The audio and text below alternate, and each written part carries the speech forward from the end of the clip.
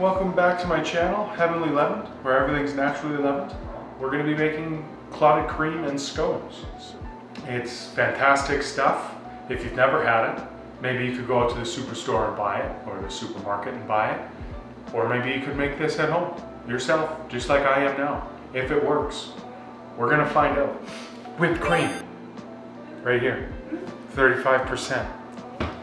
That's what you need. Oh, yeah, we went there. I got cream all over my hands. Look, I'm creaming. Okay, cream in the pan.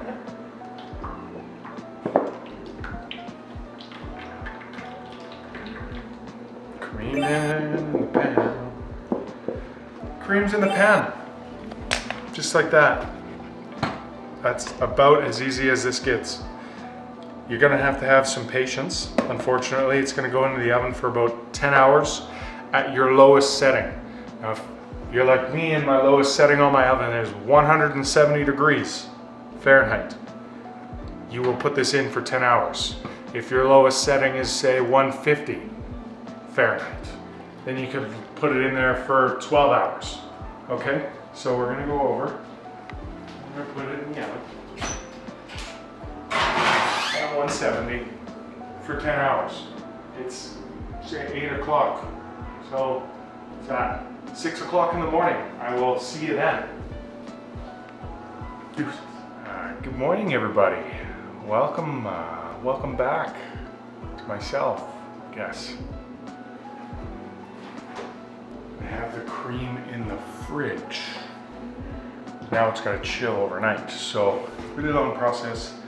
It was 170 in the oven for 10 hours, and then into the fridge overnight or for 8 hours until it's chilled. You can see it's pretty set up. It almost looks like a pudding. So yeah, this pan's gonna go back in the fridge, probably 8 hours. I'm not patient enough to wait overnight, so we'll see. We'll check back in with it for like 3 o'clock. And then we'll start making the scones, because I want a fresh scone to smear this on. I don't want my scones to be sitting for 8 hours until I can eat this, because then all the scones will be gone, and then I'll just be left with clotted cream. All right, so we've waited a few hours. The clotted cream is set up. We're gonna just skim the top of it off and leave the whey underneath it. Basically in the refrigerator, it's had time to kind of come up. The fat of the cream, that 35%, will come to the surface, and then all the whey and kind of milk products there will sit on the bottom of it. So that's what we'll use for our scones.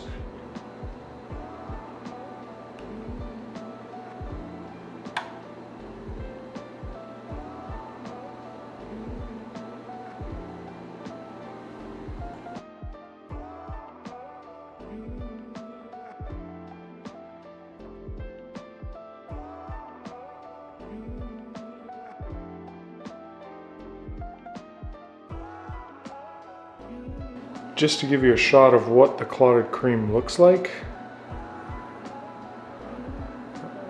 There you go. It does look nice. It's super thick. Exactly what you're looking for in a clotted cream. Oh.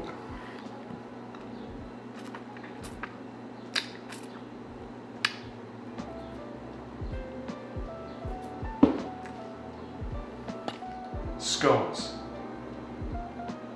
Raisin, cinnamon in the scone. Cinnamon raisin scone. We're gonna start with ingredients here. We're gonna go with 250 grams or 2 cups of pastry flour.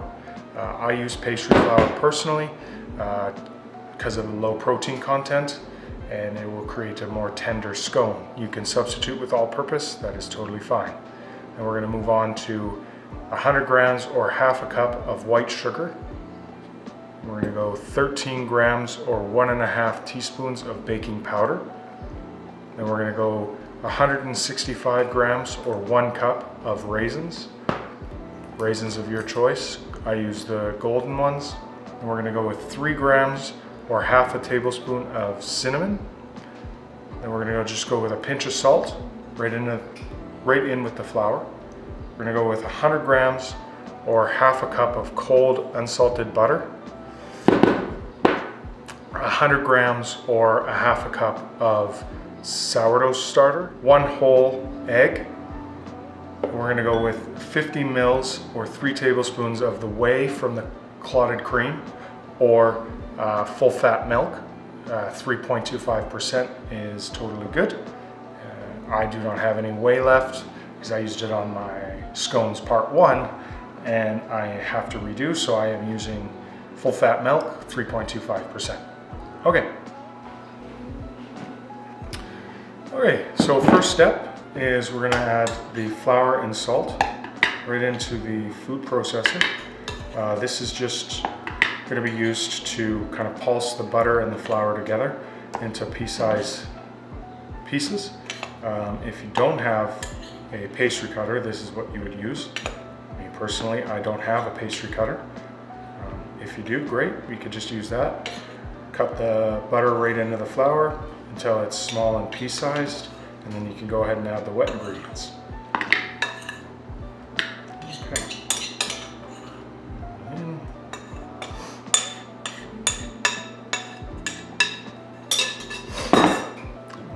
We're going to go in with the half a cup or 100 grams of cold butter. I just like to kind of crumble mine up to give it a head start.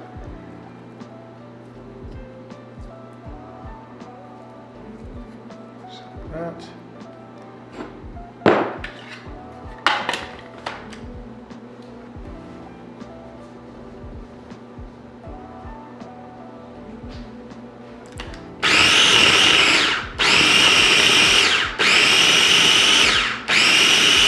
You're just kind of pulsing it just to get the butter into those pea sizes.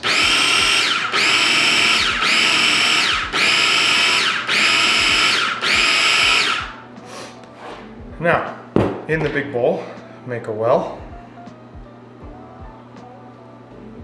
I'm gonna add my cinnamon, my sugar,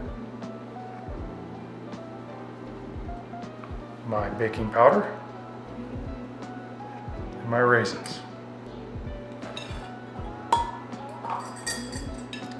I'm just gonna kind of whisk this together with a fork, just to kind of make sure all these ingredients get to know each other.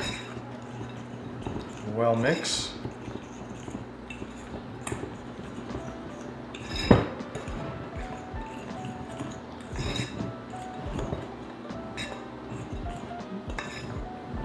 Just like that. This is our sourdough discard, our 3.25% full fat milk goes in.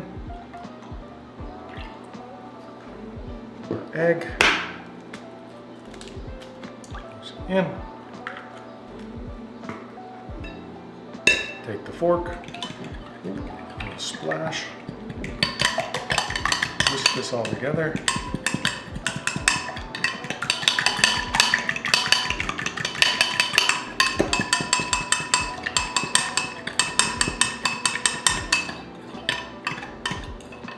Just like that. And then we're going to go back into here, create another little well in the center, and then we're just going to go in with our sourdough milk and egg mixture.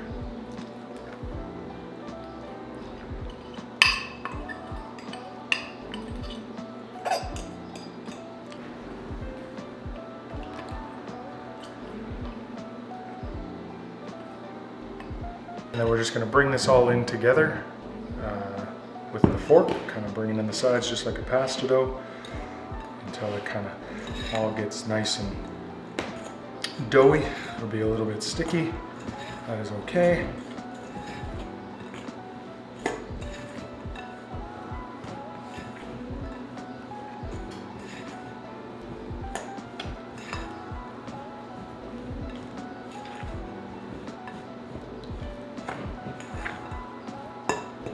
We get it to about there. It's a little shaggy dough.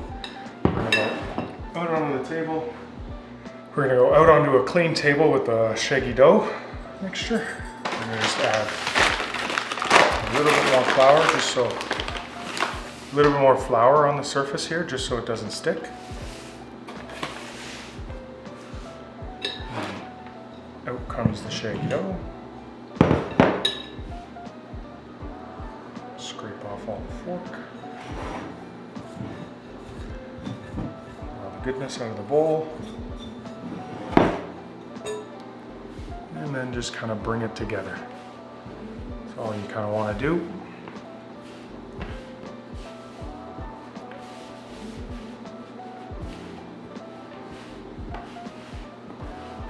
Just bring this together. You don't want to forget about any of these little raisins along the way. They'll be your best friends. They'll be nice and tasty and sweet when you bake them. And when you eat them straight out of the pack, they're nice and tasty and sweet.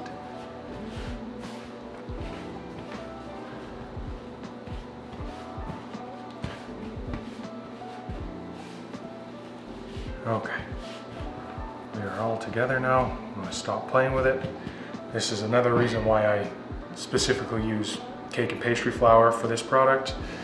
Cake and pastry flour has a lower protein content, and in turn it doesn't develop that much gluten when you're working with it, playing with it a lot, or kneading it or mixing it. It just doesn't develop the gluten like say an all-purpose flour or bread flour that has a higher protein content would. And then in that sense you would get a stiffer biscuit or scone. So cake and pastry flour, but if you do only have all-purpose, no big deal. Just make sure not to play with it too much, and I'm sure we'll be fine. So from here, we're just going to cut a couple of wedges. Couple meaning 8 equal wedges.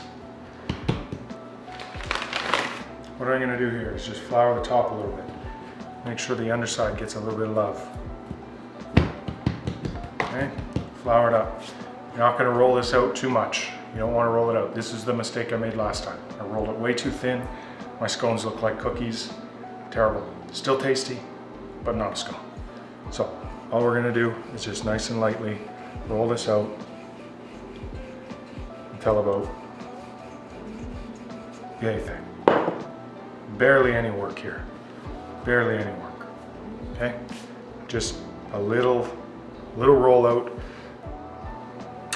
Alright, so from here, we're just going to go into 8 even pieces. Put them onto a silicone-lined baking tray or parchment-lined baking tray. Works just as fine. Perfect. So we're just going to go 8 even pieces. I think that should be in half to create 2.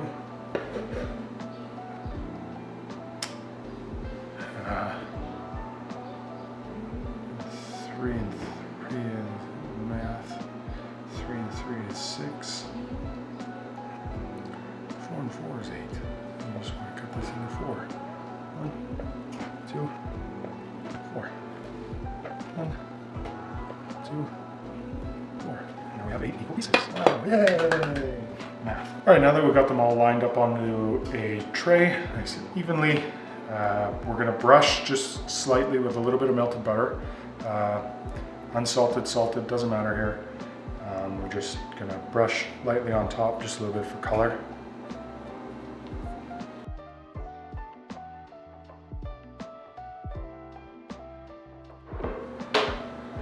Just using the regular white sugars that you have would be completely fine. Just gonna take it, a little dust.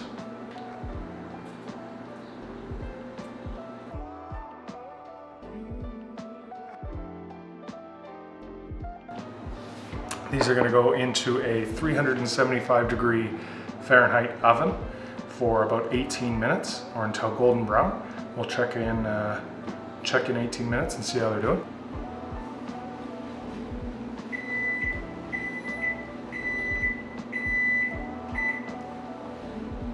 Let's check them out.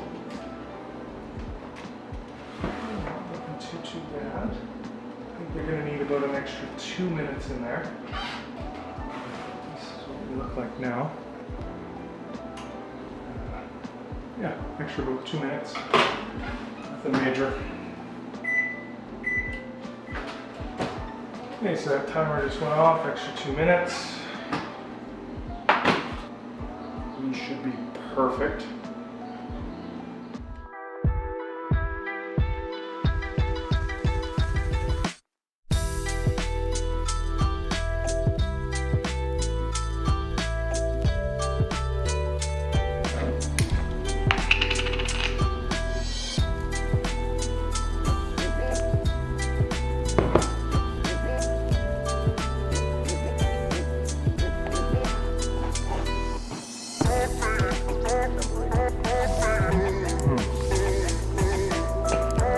Done.